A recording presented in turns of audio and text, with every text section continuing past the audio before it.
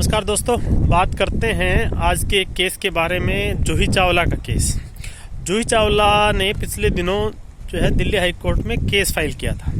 Case इस बारे में था कि जो 5G स्पेक्ट्रम है, जो मोबाइल कम्युनिकेशन टेक्नोलॉजी है, ये रोल आउट होनी है भारत में और दुनिया भर में। तो भारत में ये रोल आउट ना हो, इसके चलते यूनियन ऑफ इंडिया को पार्टी बनाते हुए इस मामले में केस किया गया था। इसे मेन इशू यही था कि जूही चावला जो है उसने ये क्लेम किया था कि वो एक इन्वायरमेंटलिस्ट हैं और इन्वायरमेंट के लिए काम करती रही हैं, इसलिए उन्होंने ये केस फाइल किया था। और ताकि जो 5G के बारे में ये सुनने में मीडिया में आया था कि इसके एडवर्स इम्पैक्ट बहुत होंगे जीव जंतुओं पर, ह्यूमन बीइंग पर, तो उसी के चलते वो केस था। और उस केस को बाद में जो है दिल्ली हाई कोर्ट ने डिसमिस कर दिया था, और साथ में ये मानते हुए कि जो पिटिशनर इसमें थी जूही चावला, उन्होंने कैजुअली ये केस किया है और उसके चलते 20 लाख का उन पर जो है कॉस्ट इम्पोज किया गया था।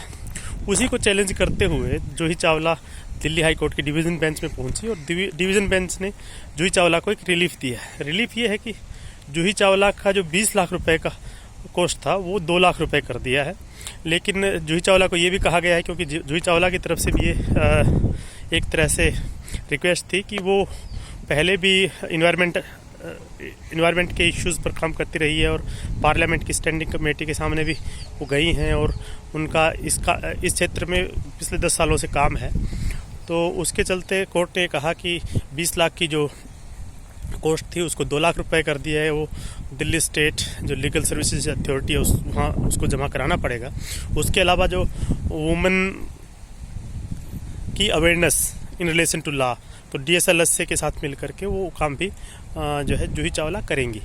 इसके अलावा इसमें यह भी कहा गया कि जो सिंगल बेंच का जो डिसीजन था उसमें कुछ एडवर्स रिमार्क थे जूही चावला के खिलाफ, उसको भी एक्सपेंस कर दिया है। इसका मतलब ये है कि जूही चावला को एक रिलीफ मिल गया है। 20 लाख रुपए की बजाय अब केवल 2 लाख रुपए जमा कराने पड़ेंगे। उनके खिलाफ जो एडवर्स रिमार्क्स थे उसको कोर्ट ने एक्सपेंस कर दिया है। लेकिन इसके साथ ही उन पर एक रिस्पॉन्सिबिलिटी ये डाली है कि वो DSLSA के साथ मिल करके लीगल अवेयरनेस का काम करें और जो है लीगल अवेयरनेस लोगों में बढ़ाएं।